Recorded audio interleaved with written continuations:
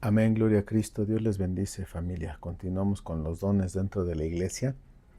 Hoy vamos a ver, hermano, el apóstol Pablo en Efesios 4, del 4 al 6, hace una referencia que hoy queremos detallar.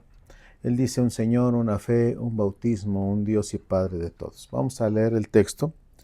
Un cuerpo y un espíritu, como fuiste también llamados en una misma esperanza de vuestra vocación. Un Señor, una fe, un bautismo, un Dios y Padre de todos, el cual es sobre todos y por todos y en todos. Cuando Pablo habla de la unidad de la iglesia, hermanos, se está refiriendo no solamente a que tengamos pensamientos similares o personalidades o culturas o historias semejantes. Habla más bien de una unidad con fundamento espiritual. Compartimos un Señor, una misma fe, un bautismo y un Dios y Padre. Pablo comienza con una verdad fundamental, hermano. Un Señor.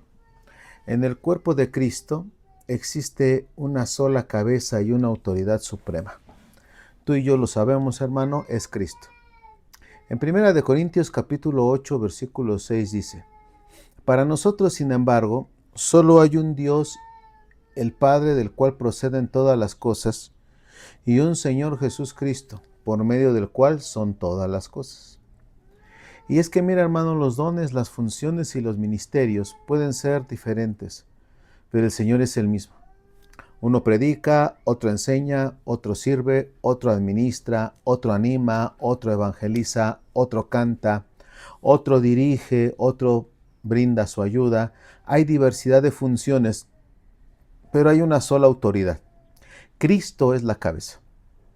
En Colosenses 1:18 declara que Él es la cabeza del cuerpo, que es la iglesia, y que en todo tiene la preeminencia. Por eso la iglesia no es nuestra, hermano, tampoco lo son el ministerio. No son los dones ni las personas, todo le pertenece a Cristo.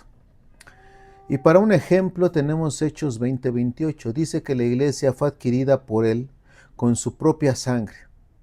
Y cuando comprendemos esta verdad, hermano, dejamos de tener esa sensación de competencia, hermano. El problema no está en que existan dones diferentes, sino en que olvidemos quién es el Señor.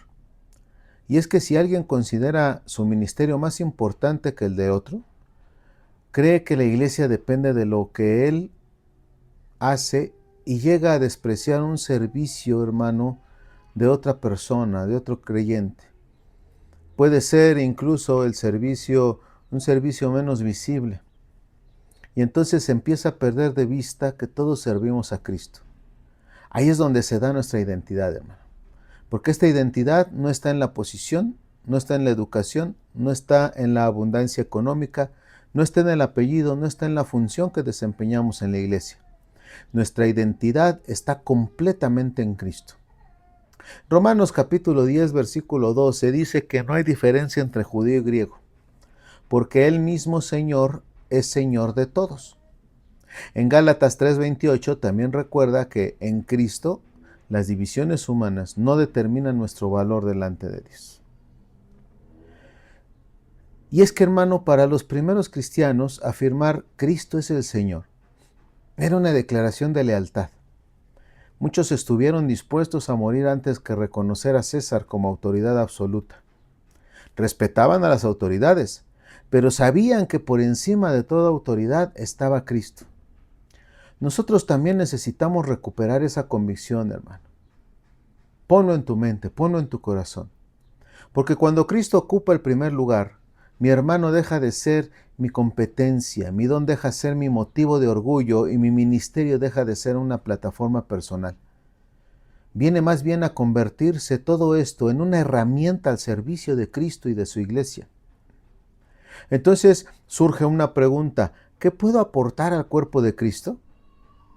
Bueno, veamos lo que dice el apóstol Pablo. Él hace referencia a una fe.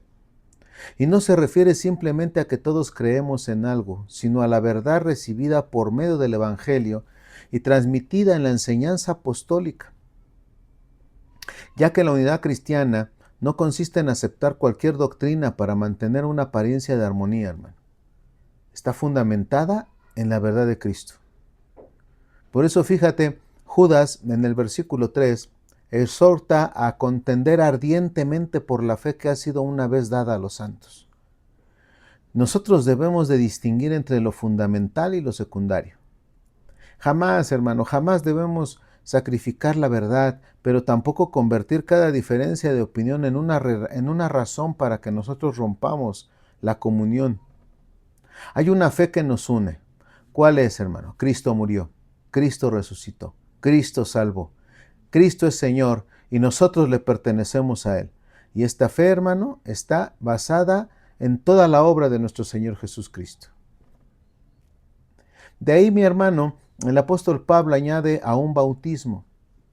El bautismo representa nuestra identificación pública con Cristo y nuestra incorporación a su cuerpo.